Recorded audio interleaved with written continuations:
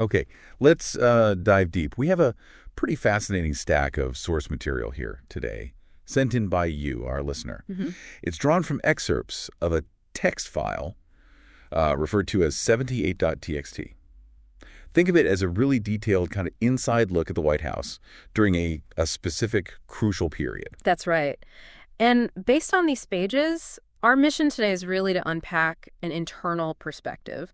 We're looking at how President Biden's age and, his communication style were viewed from inside. Right. The accommodations that were apparently made and the whole behind-the-scenes lead up to that decision to run for re-election in 2024. And the material also gets into the dynamics around the vice president and the president's family, too. It does. It's really about getting a clearer understanding of this particular view, right? This perspective from inside that period of the administration. We want to pull out the key insights, maybe some surprising details these sources reveal. Exactly. It's not, a policy analysis or anything like that. It's much more about the human and political dynamics as they're described in this specific text. Okay. So where does this account really start to show the internal conversations around President Biden? What were the triggers? Well, the material points to some key public moments first, things that happened out loud, basically, that immediately seem to trigger internal reactions, cleanup. Like what? One example cited is that comment President Biden made about Vladimir Putin in Warsaw. This was early 2022. Oh, yeah, for God's sake, this man cannot remain in power. That's the one.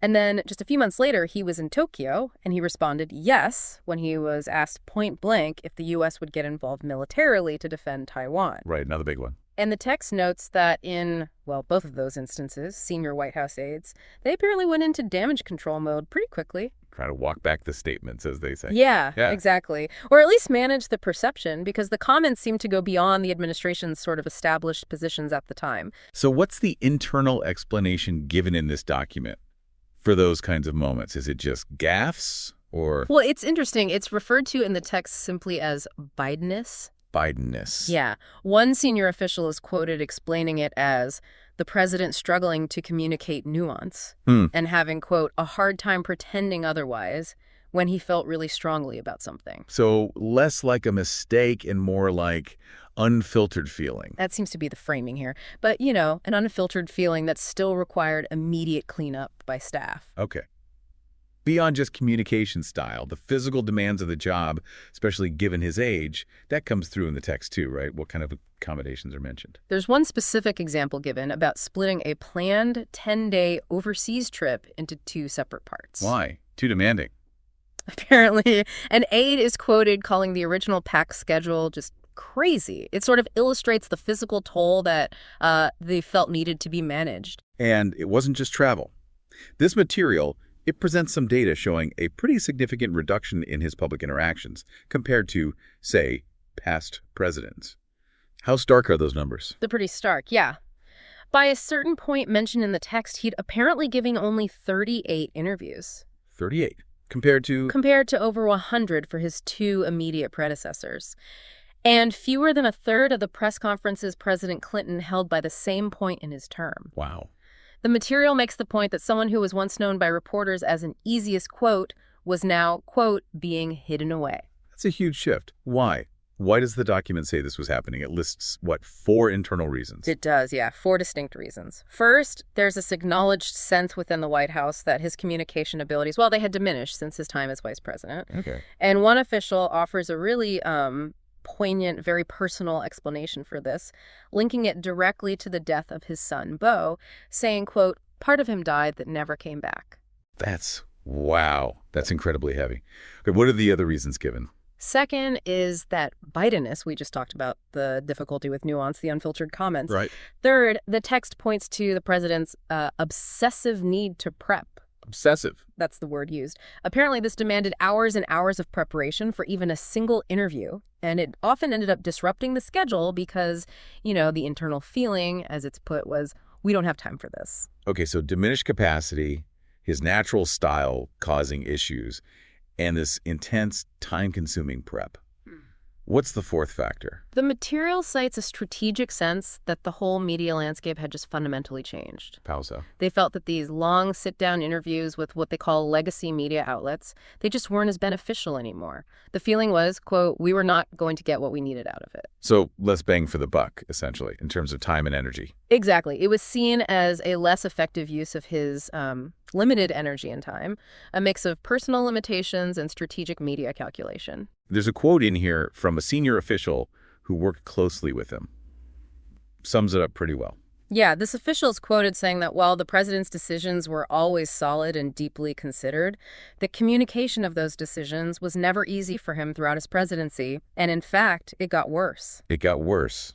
And there's a specific detail that really highlights this, about an interview in late 2022. Right. The text mentions this quick, maybe 15-minute interview he did in October 2022, and a senior official later admitted that doing even that short interview would have been, quote, impossible for the president just 1 year later. Impossible. Wow.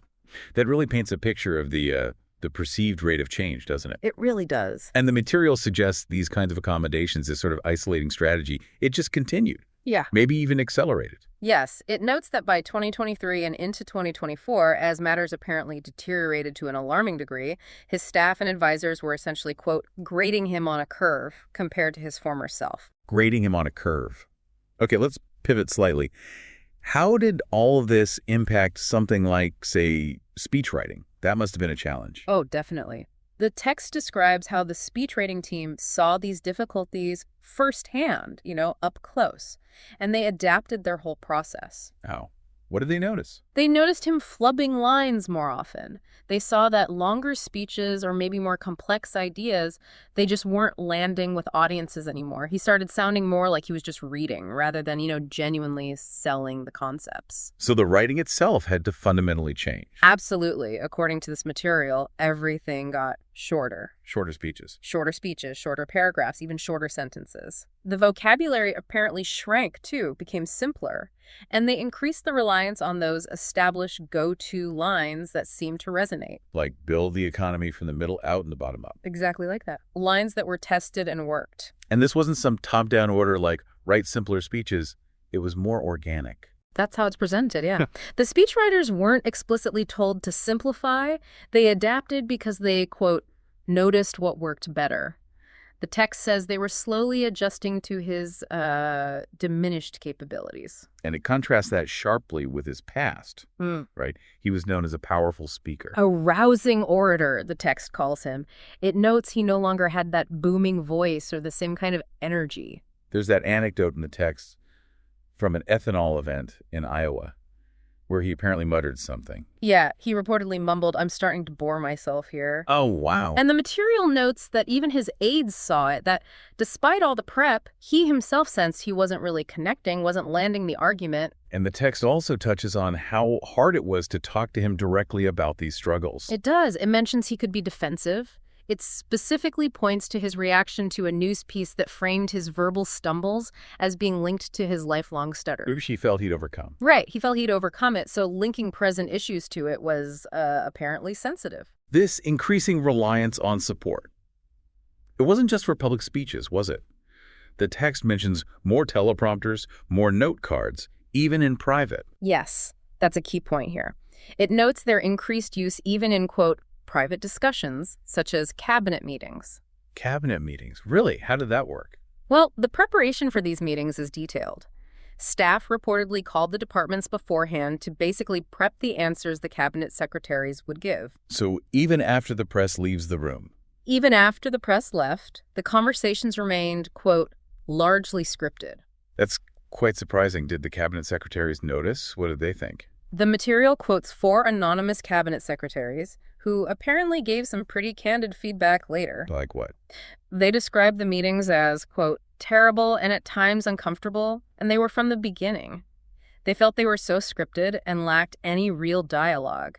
And some were particularly surprised, the text notes, that he actually relied more heavily on the note cards when the reporters weren't there. More heavily without reporters.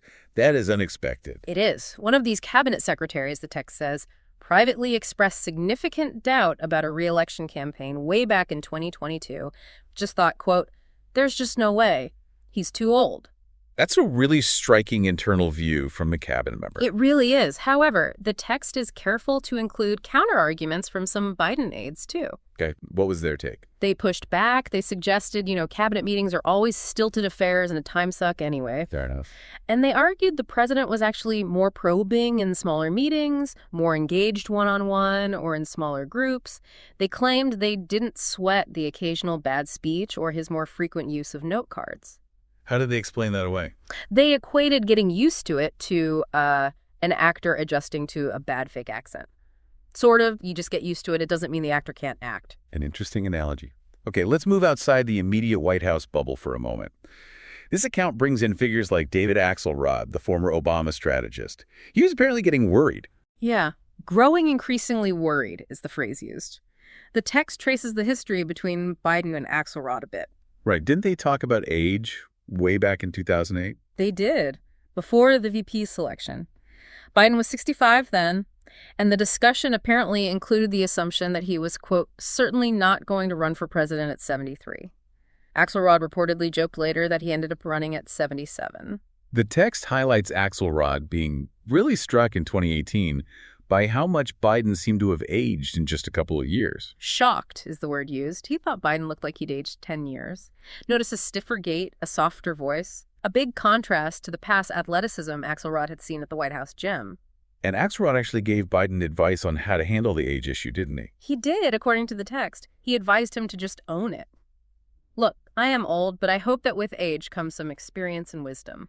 How did Axelrod view the 2020 campaign, according to this account? It's quite a vivid description. He felt the other candidates looked like they were in Technicolor, while Biden appeared as if in faded black and white. Yeah. He wasn't seen by Axelrod as being good on the stump, except for his perceived empathy. Axelrod used this analogy of people making pilgrimages to Lourdes to connect with that empathy. But by 2022, Axelrod's view had shifted again. He was worried about re-election. According to this account, yes. His fear was that Biden would ditch his promise to be a bridge president to the next generation. Axelrod believed Biden should not run again. He wanted him to step aside. Yes, step aside for the, quote, bench of potential Democratic all-stars. Axelrod really emphasized his belief in primaries being essential to properly sort out and vet candidates. And he wasn't quiet about it. The text quotes his comment to the New York Times in June 2022. Right, saying Biden would be closer to 90 than 80 at the end of a second term, and that would be a major issue. That must have caused some friction. Oh, yeah. This reportedly led to an angry phone call from Ron Klain, who was then chief of staff. What does Klain say? As the text recounts it, Klain pressed him hard. Who else is going to do this, Axe? The argument from the Biden team's side was basically, beating Trump is uniquely hard, and Biden's the only one who's actually done it. But Axelrod didn't buy that political argument. His counterpoint, according to the material, was that his concern wasn't just political, it was, quote, actuarial, about the realities of age. And he felt the problem was only getting worse. The text draws a contrast here with other older Democratic leaders at the time. It does. It notes how other powerful octogenarians in leadership, specifically Pelosi, Hoyer, and Clyburn, did step down from their top roles after the 2022 midterms. And the text frames that as a rare instance of a willing transfer of power done arguably for the good of the party and the country, a contrast to Biden staying on. Speaking of 2022, this account loops back to that bike fall incident near Rehoboth in June. What's notable about how that's presented here? The text points out how instantly viral it went. And despite some inside the White House apparently trying to dismiss its impact, it still showed up in polling data. Yeah, significantly. It filled the word cloud analytics in polls just 2 weeks later. It basically became this visual shorthand for concerns about his physical capability, whether fairly or not. And the material reveals these internal discussions before the midterms, where even Ron Klain was considering if Biden should maybe not announce a re-election bid. That's right. Apparently, Klain raised the question, could holding off on announcing, given the age concerns and low approval ratings, actually boost Democrats on the ballot? They even brainstormed messages. It was, quote, on the table. But then the midterms happened, and it wasn't the red wave everyone predicted. Not at all. The text describes the outcome as more of a splash than a wave. Democrats actually gained a Senate seat, limited their House losses significantly. And Biden's reaction to that result, according to this account, Vindication. Pretty much. The text says on election eve, he didn't look surprised. He looked vindicated, like, told you so. Why? What was his reasoning? His belief, as described here, was that he had this special connection with everyday people, a connection that the political elites just didn't get. And the material puts those 2022 results in historical context, showing Democrats did much better than presidents usually do in their first midterm, especially compared to Obama in 2010 or Clinton back in '94. So for the core group internally, the text calls them the Politburo sometimes, right? Long-term aides like Klain, Ricchetti, Donnellan. This solidified things for them. Exactly. The Politburo view presented here was basically, why wouldn't he run now? He'd earned it, he deserved it, and the midterm results, in their eyes, proved he had a rationale, even a right, to run again. But the text pushes back on that interpretation, saying the truth, of course, was more complicated. It does. It acknowledges things like, well, many vulnerable Democrats actively ran away from him during the campaign. Right. And that Republican underperformance was also tied to their own issues. Fringe candidates, the Dobbs decision overturning Roe v. Wade really mobilizing Democratic voters, and, general election voters are different from midterm voters. The text also points out how quiet the rest of the party was. No one raising doubts publicly. Yeah, it highlights the silence from other Democrats in the White House and on Capitol Hill. The sense was that any signs of dissent were being watched closely. It even notes Nancy Pelosi publicly encouraging him to run just the week after the midterms. Oh, yeah. And then Trump announces his run a week later. How did that factor in? Trump's announcement speech is described in the text as meandering and subdued. And apparently that made Biden and his core team even more confident. Because Trump looked weak. They saw him as looking politically weak, yeah. And with all the court cases starting to brew, there was even a belief, according to the text, that Trump might actually wind up in prison before the election. So you have this feeling of vindication from the midterms. You see Trump looking maybe vulnerable. Seems like the path is clear. That's definitely a key part of the picture presented. But the text also stresses the significant warning signs that were still flashing red despite the midterms. Like his approval ratings. Still low, yeah. Only 39% approval, 57% disapproval. And 2/3 of the country, 66%, still thought the country was on the wrong track. And there's that Ipsos poll result cited, the one after the election. That seems pretty crucial. It's very striking. The material notes that 68% of people surveyed thought Biden might not be up for the challenge in 2024. And critically, almost half of Democrats, 46%, agreed with that. 46% of his own party. Yeah. Wow. How did Biden himself view these doubts, according to the text? His perspective is presented as believing he could address them simply by governing. Just do the job well, and the doubts would fade. And what about Klain? How did he counter these concerns when talking to detractors? Klain's argument, as recounted here, was basically, look, we're clear-eyed about the vulnerability. We know we can't change the fact that he's old, looks old, sounds old. Acknowledging the elephant in the room. Right. It was his #1 liability in 2020, Klain apparently said, and it would continue to be a huge concern. But, Klain argued, every candidate has pluses and minuses. This was Biden's big minus, and they just had to figure out how to overcome it. Okay, so let's talk about the actual decision-making process for the 2024 run. The text really emphasizes how little of a process there actually was. Yeah, that's a major theme here. It describes the conversations among the key staff, those Politburo members, Anita Dunn, Jen O'Malley Dillon, as being pretty limited on this specific question. Limited how?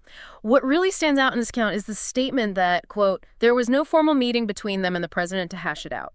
No real discussion about the fundamental risks. Risks like running at 81, potentially serving until 86. Exactly. Or the specific health history mentioned the brain aneurysms back in 1988, which the text notes could make aging especially unpredictable for him. None of that was apparently interrogated in a formal way. So what wasn't discussed, according to the material? Things like, could he actually handle a really robust modern campaign schedule?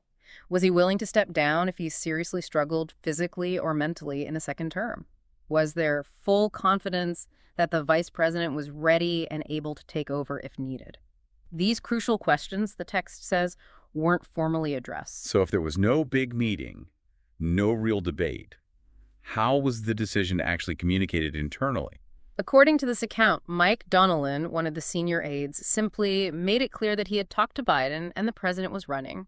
And that was that. Just Announced, not discussed. Presented as a done deal, not up for debate among the staff. And what was Donnellan's justification for this approach as laid out in the text? Pretty straightforward, actually. His rationale was, quote, the President of the United States gets to choose if he wants to run again, period. Okay. He felt Biden had the record, had the vision, he got a record number of votes in 2020, and he was having, in Donnellan's view, a very successful presidency. So, as he's quoted saying, end of story. But the text suggests some senior aides did have private concerns. They just didn't voice them to him. That's what it says. No one directly confronted the president about these worries. And what about allies outside the White House who maybe did voice concerns, like Axelrod? The account states they were simply, quote, flicked away like lint, just dismissed. There's an anecdote in here about the pollster John Anzalone trying to raise the issue in early 2023, trying to say maybe re-election wasn't a sure thing. Yeah, he apparently tried to gently suggest the re-election discussion should maybe not be treated as a foregone conclusion, given Biden was already the oldest president. How'd that go down? Not well, according to the text. Anita Dunn's response is described as blunt. We don't need polling. The decision has been made. He's running. Well, Anzalone was reportedly stunned by the finality of it, and the account notes that later he increasingly found himself ostracized from the inner circle. Meanwhile, you have Anthony Bernal, who worked closely with the First Lady, voicing her perspective. Yes, Bernal is quoted in the text basically relaying Dr. Jill Biden's view, which seemed to be, you don't run for 4 years, you run for 8. He was apparently already planning things like second-term trips and projects way back then. And what was the reaction from Bernal and others when the idea of Kamala Harris running instead came up? Pure dismissal, according to the material. Just, please, she can't win. Okay, well, that leads us perfectly into the whole dynamic with the vice president, which this text really dives into. It definitely does. The account goes back to the 2020 selection process itself. Started with this list of 11 equal finalists. 11. Yeah, eventually narrowing down to just 2, Kamala Harris and Gretchen Whitmer. And the text says Biden actually preferred Whitmer personally. It does. It suggests he felt more of a connection with her, saw her as having a Scranton Joe kind of vibe, representing the next generation of Democrats. But Harris apparently made more sense on paper. Why on paper? Despite her own 2020 campaign being described here as a train wreck. Well, she was already vetted nationally, had Senate and AG experience. But a huge factor highlighted in the material was the pressure to pick a black woman. Stemming from the George Floyd protests and Black Lives Matter movement. Exactly. Key figures like Klain, Cedric Richmond, Jim Clyburn were reportedly pushing for it, recognizing how crucial black women voters had been to getting Biden nominated in the first place. The text also makes sure to revisit that really sharp moment from the 2019 primary debate. Oh, yeah, where Harris hit Biden hard on his past record with segregationist senators and busing, quoting her famous line, "And that little girl was me." And Jill Biden apparently didn't forget that. According to the material, Jill particularly resented the attack, but ultimately, Harris was chosen. It's framed as the politically pragmatic pick because the absolute top priority was beating Donald Trump. Okay, so she gets picked. But here's where it gets really interesting, right? The text suggests that even after she was VP, there was this significant lack of full trust from many of Biden's core advisors towards her. Yes, a real lack of trust, and her own aides apparently sensed it strongly. What did they sense? The feeling among her staff, according to the text, was that doing anything more than the bare minimum to help her was considered an act of disloyalty by some key people in the Biden orbit. So the Harris team felt she should have been built up more, given Biden's age. That was their view, as presented here. It should have been a priority. But many on the Biden team apparently disagreed with that strategy. They weren't focused on building her up. And Harris aides apparently saw a clear split among Biden's advisors. Yeah, they supposedly categorized them internally. There were the helpful ones, and then there was the, quote, cabal of the unhelpful. Who was in the cabal? The text suggests this group often included Anthony Bernal, people connected to the First Lady's office, and sometimes Jen O'Malley Dillon. And Harris herself was trying to navigate this, trying to prove loyalty. The text mentions her efforts to avoid giving anyone reasons to question her loyalty. And it notes her husband, Doug Emhoff, even attempted a sort of rapprochement with Jill Biden. There's an anecdote about a spinning class at SoulCycle. Did it work? According to this account, not really. The chill never fully thawed between the two women. So what was the Biden team's perspective on Harris, as presented here? Why the lack of trust or support? They apparently viewed her as a regular headache. A headache? Why? This reportedly stemmed from instances where she was seen as shying away from politically tough assignments, something Biden himself didn't do as VP, they'd argue, or turning down high-profile but maybe less substantive events like the Gridiron Club dinner. The material also mentions things like high staff turnover in her office. Yes, sometimes attributed in the text to a kind of prosecuting the staff style. And it describes her caution, sometimes reaching the point of parody. Parody? Like what? There's this bizarre anecdote about a mock soiree rehearsal where her staff had to pretend to be guests, and there was supposedly a long debate about whether or not they should serve wine at the pretend party. Okay, that is unusual. Any policy examples? The specific example given where she seemed to struggle, according to this account, was chairing the National Space Council. The text mentions an internal confusion between astrology and astronomy, and then those mocking public headlines that resulted from using child actors in a promotional video about space. So the overall view from many on the Biden team, as the text puts it. Their perspective is presented as feeling that Harris simply didn't put in the work, maybe wasn't a very nice person, and that there was quiet buyer's remorse, a feeling they should have picked Gretchen Whitmer after all. But the Harris team had a completely different take on all this, right? Yeah. Their counter perspective is also in the material. Absolutely. Yeah. Their view was that the Biden White House was actively, quote, setting her up to fail by giving her what they saw as politically toxic assignments, like dealing with the migration crisis at the border, offering very little support or help, and then they believed actively knifing her to reporters leaking negative stories. They just didn't understand the hostility. According to the text, they struggled to understand the hostility and the reluctance to offer her opportunities to shine. They felt blocked. So amidst all this tension, what was Biden's own view on Harris as a potential successor, according to this account? Did he think she could take over? Well, the text suggests two things. One, he probably wouldn't have backed any other candidate publicly, remembering how he resented Obama not endorsing him back in 2016. Okay. But two, privately, he apparently referred to Harris as a work in progress. And really significantly, the text states he wasn't confident that she could beat Trump. Not confident she could beat Trump. And this lack of confidence, according to the text, that became another reason for him to run again. Precisely. It's presented as an additional rationalization for his own re-election bid. The thinking was, essentially, there was no plan B, she couldn't win, so he had to run. Wow. Okay, let's shift gears to another really challenging family dynamic that's discussed in this material, the whole Hunter Biden laptop issue. Right. The text makes a point of recalling how the 2020 campaign worked hard to discredit the laptop's contents. They got experts to label it Russian disinformation. But this document states pretty clearly. It states unequivocally it was not Russian disinformation. And the text explains why they couldn't just use that same playbook again for 2024. Because by 2024, the situation had totally changed.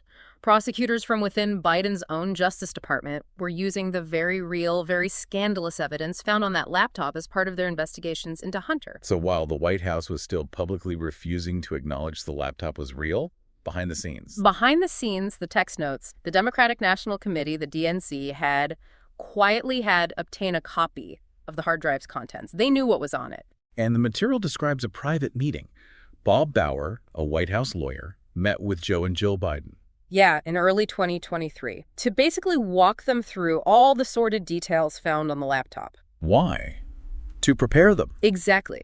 The anticipation was that Republicans in Congress would relentlessly broadcast all the most embarrassing pictures, text messages, and emails. Material involving not just Hunter, but also his uncle Jimmy, and how they had apparently leveraged the family name for business deals. The text acknowledges the toll on the family this was expected to take. It does. But Hunter's own perspective, as presented here, was different. He was apparently on board with his father running again. Why?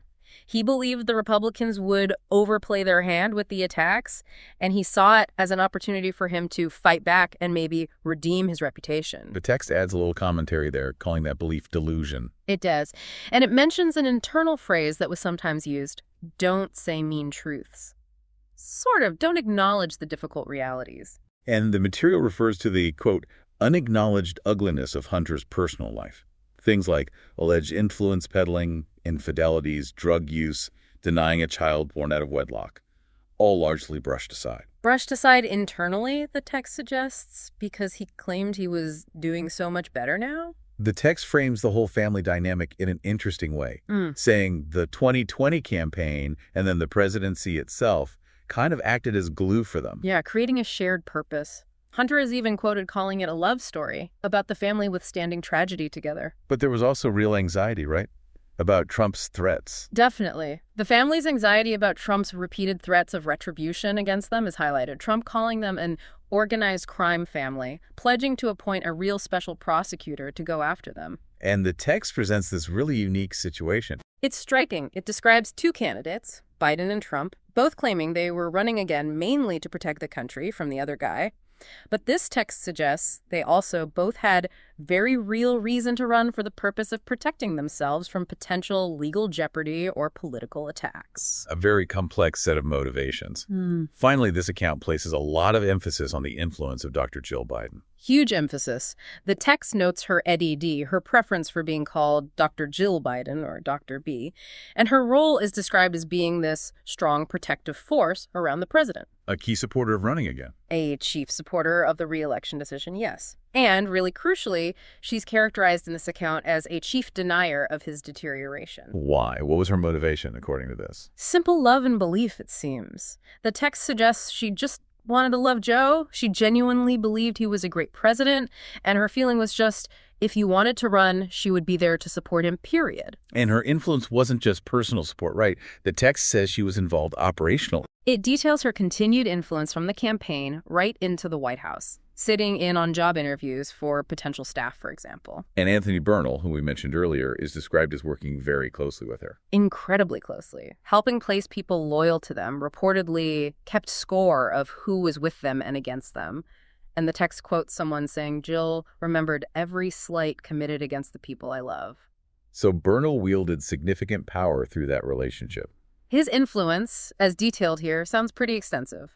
He's described almost like the Biden marriage counselor, but also inserting himself constantly into the president's day-to-day business. Wow. Controlling the schedule, controlling trip manifests, keeping the traveling group small and tight, looping himself into multiple meetings he maybe didn't need to be in, and frequently invoking Jill's name. Using her name as leverage. Apparently. Saying Jill isn't going to like this was seen as a conversation ender and a threat.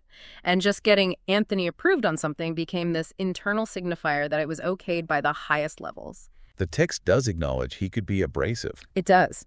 It notes that senior White House aides apparently had to remind staff about the official mechanisms for reporting unprofessional conduct, suggesting there were issues. There are also details about requests for spousal programming for Jill on foreign trips. Yeah, and her team asking for specific talking points for her during state visits, which the text notes some national security officials found unusual for a First Lady's office. And the bottom line warning, reiterated in this material, is crystal clear when it came to the president's age. Absolutely. When the issue was Biden's age and ability, you'd better not bring it up in front of Dr. B or Bernal. Full stop. The account wraps up this whole section with one final anecdote from the state dinner with French President Macron in December 2022. Right. Jill reportedly told Macron about her intense exercise routine, explaining that campaigns are so tough. Implying they were already in campaign mode. Right. And Nancy Pelosi's daughter, Alexandra, was there. Yes, and she was apparently surprised. The text quotes her asking, campaign? What campaign? And then she apparently turned to President Biden to ask about toasting to another campaign. How did he react? The text notes he looked back at her like he didn't understand the question, and that Nancy Pelosi herself looked shocked that her daughter asked. A moment of confusion. Seems like it, though the text adds they quickly recovered, and the toast to 4 more years with Macron went ahead smoothly after that. So, okay, pulling all of this together, this deep dive into the material from 7to8.txt, it offers a really specific, sometimes pretty uncomfortable view into the internal world of the White House during that period. It certainly does. I mean, it presents this picture of them navigating some really significant challenges. You know, the perceived decline in communication, the intense demands of the job itself, all those external doubts, the internal conflicts we talked about, and these deeply personal family issues. Right. All while apparently moving steadily towards a re-election campaign that seems, from this account, almost predetermined. And it really highlights how these key figures, driven by, a mix of loyalty, political calculation, maybe even self-preservation, manage those realities, or maybe denied some of them. Exactly. So based purely on this account, the documented accommodations, the careful management of his public image, the personal and political factors weighing on that decision to run, and especially the description of how little formal process there actually was for evaluating that path. Yeah. What does this specific inside look reveal about the immense pressures and, frankly, the odd realities faced by people at the very top? And maybe what could that imply about leadership succession at that level in the future? That's definitely something this material leaves you thinking about long after you put it down.